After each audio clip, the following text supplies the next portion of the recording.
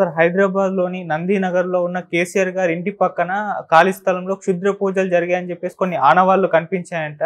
So అసలు ఈ క్షుద్ర పూజలు మరి ఎందుకు జరిగాయి కేసీఆర్ గారి ఇంటి పక్కన, ఎవరు చేసి ఉంటారు, మరి మీ ఒపీనియన్స్ సార్ దీనిపైన? అదే ఇది మామూలుగా తెలంగాణలో ఎక్కువ, యాక్చువల్గా తెలంగాణలో బాణామతి అంటారు, దీన్ని చేతబడి అంటారు. నిజానికి నాకైతే నవ్వు వస్తుంది, కానీ అది చాలామంది ప్రాణాలను కూడా తీసింది తెలంగాణలో. ఎందుకంటే బాణామతి అనేది ఒక మూఢనమ్మకం యాక్చువల్గా.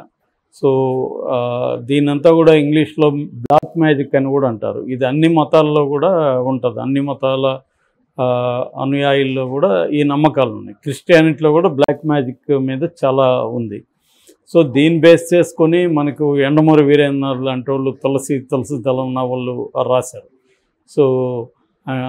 సో ఇదేంటంటే ఎప్పటి నుంచో ఉంది, ఇండియాలో కూడా ఎప్పటి నుంచో ఉంది. బట్ నిజానికి సైన్స్ టెక్నాలజీ డెవలప్ అయ్యింది, తగ్గాలి ఇది, కానీ చాలా చోట్ల ఇంకా పెరుగుతూ ఉంది. ఈ కాంటెక్స్లో చూసుకున్నప్పుడు ఇది నందీనగర్లో కేసీఆర్ ఇంటి పక్కన ఒక ఖాళీ స్థలంలో ఒక బొమ్మ, దానికి కుంకుమ, తర్వాత నిమ్మకాయ, ఇట్లాంటివి అంటే క్షుద్ర పూజలకు సంబంధించిన వ్యవహారాలంతా ఉన్నాయి అక్కడ.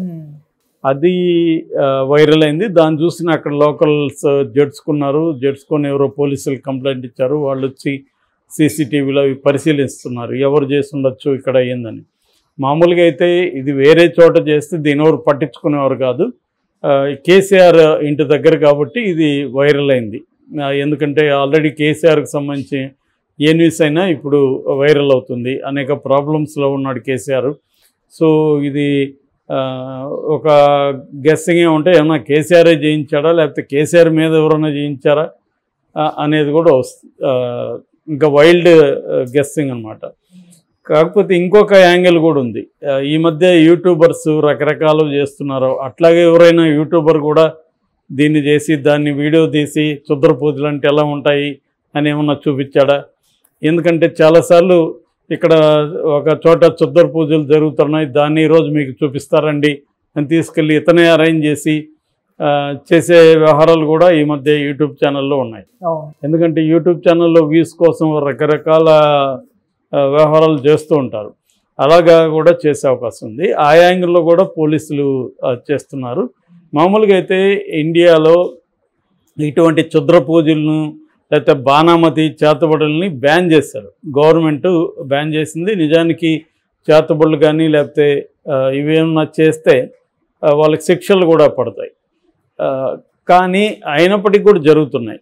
సో మంత్రగత్తెలని చేతబడులు చేస్తున్నారని ఎవరికైనా డౌట్ వస్తే వాళ్ళని చెట్టుకు కట్టేసి కొట్టి చంపేసిన సంఘటనలు చాలా ఉన్నాయి. దీని మీద పౌర హక్కుల సంఘం లాంటి వాళ్ళు సమగ్రమైన నివేదికను కూడా తయారు చేశారు తెలంగాణలో.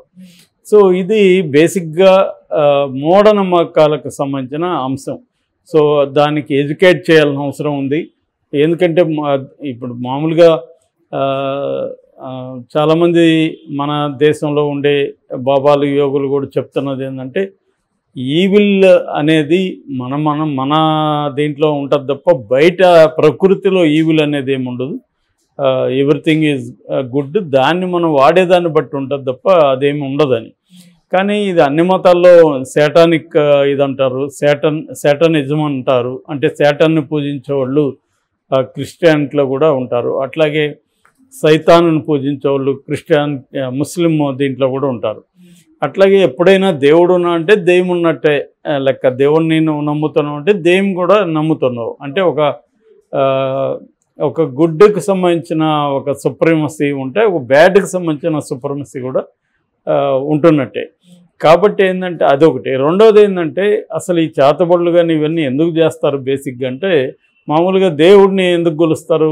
మనకి ఏమైనా కావాలంటే నాకు ఇది నాకు ఎగ్జామ్లో పాస్ చేయించు, లేకపోతే నాకు ఉద్యోగం ఇప్పించు, నాకు పెళ్లి చేయి, లేకపోతే ఇవేవో కోరికలు అడుగుతారు, ఆరోగ్యం బాగుండాలి ఇట్లాంటివి. కానీ దేవుడి విషయానికి మన చేతబడి విషయానికి వస్తే ఎదుటి వాళ్ళని పనిష్ చేయమని ట్రై చేయడం.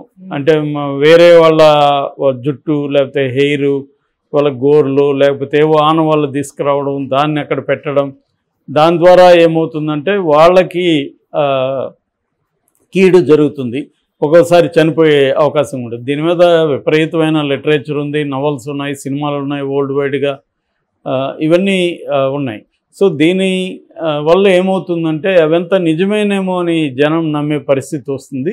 సో వీళ్ళు కూడా కొంతమంది దీన్ని ఆసరా చేసుకొని మేము చేస్తాం చేతబడి అని బయలుదేరే వాళ్ళు చాలామంది ఉంటారు. సో చాలామంది ఏం చేస్తారంటే నీకు ఆల్రెడీ ఎవరో చేతబడి చేస్తున్నారని కూడా జ్యోతిష్యం చెప్పేవాళ్ళు కూడా చెప్తుంటారు. మరి ఏం చేయాలన్నప్పుడు దానికి మళ్ళీ ఒక చిన్న క్రతువు లాంటిది ఏదో చేస్తారు, చేసి డబ్బులు లాగడానికి చేసే వ్యవహారం. దాంట్లో నిమ్మకాయలు అవి ఇవే ఉంటాయి, పూజలైనా క్షుద్ర పూజలైనా అన్నిట్లో ఉండేవి ఇవే, కుంకుమ పసుపు ఇట్లాంటివి పెట్టి దాన్ని ఏం చేస్తారంటే ఆ భూమిలో ఎక్కడో పాతి పెట్టున్నారని చెప్పి ఆ భూమిలో తవ్వడం, ఆ తవ్వుతున్నప్పుడు మనల్ని మాయ చేసి వీళ్ళే దాంట్లో వేస్తుంటారు. కొన్ని చిన్న ఎముకో లేకపోతే హెయిరు అట్లాంటివి వీళ్ళు తెచ్చి దాంట్లో వేసి చూడు ఇప్పుడు చేసిస్తాను, ఇక మీద నీకేమీ ఉండదని.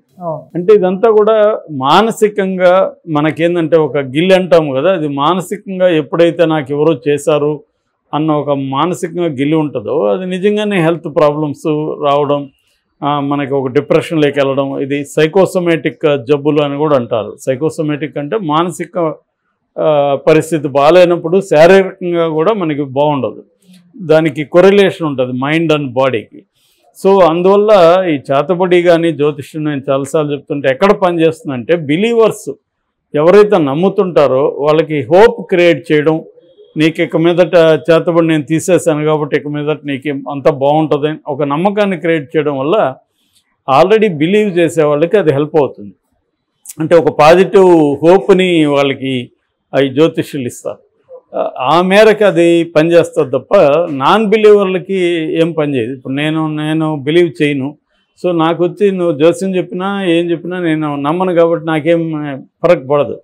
ఆ మధ్య ఎవరు నీకు ఒక 1 month వరకు ఉద్యోగం రాదన్నాడు, నాకు 1 month కాదు 1 year వరకు రాదు, ఎందుకంటే నేను ట్రై చేయట్లేదని చెప్పాను.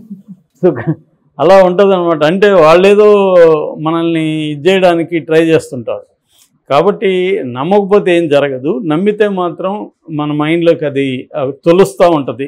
దాన్ని క్లియర్ చేసుకోవాలంటే ఎవరో జ్యోతిష్యుల దగ్గరికి వెళ్ళడము లేకపోతే చేతబడి చేసేదాన్ని మళ్ళీ వీళ్ళు క్లియర్ చేసేవాళ్ళు ఉంటారు కొంతమంది.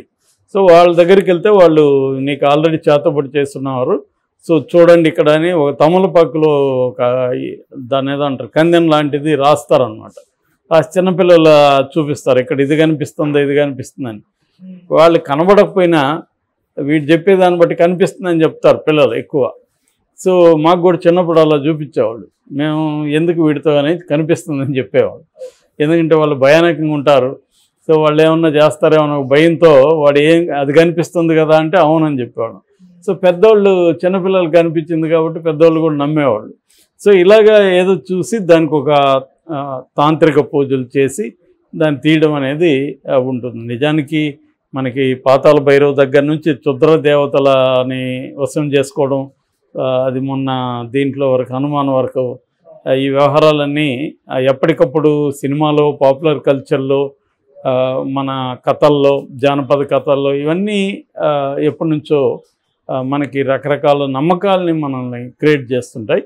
అయితే సైన్స్ డెవలప్ అవడం, మోడర్నిటీ డెవలప్ అవడం, దీనివల్ల కొంత ఎడ్యుకేటెడ్ సెక్షన్లో కొంతవరకు తగ్గి ఉండొచ్చు, కానీ ఓవరాల్గా చూసుకున్నప్పుడు పెరుగుతుంది. చాలామంది చదువుకున్న వాళ్ళు కూడా నమ్మేవాళ్ళు ఉన్నారు. ఎందుకంటే మన ఎడ్యుకేషన్లో ఈ కైండ్ ఆఫ్ సైంటిఫిక్ టెంపర్మెంట్ని పెంచే ఎడ్యుకేషన్ తక్కువే ఉంటుంది. అదేదో ఎగ్జామ్ కోసం చదివి రాసేసి ఇది ఉంటుంది తప్ప దాన్ని నిజంగా మనం వంట పట్టించుకొని ప్రాక్టీస్ చేయడం అనేది జరగదు.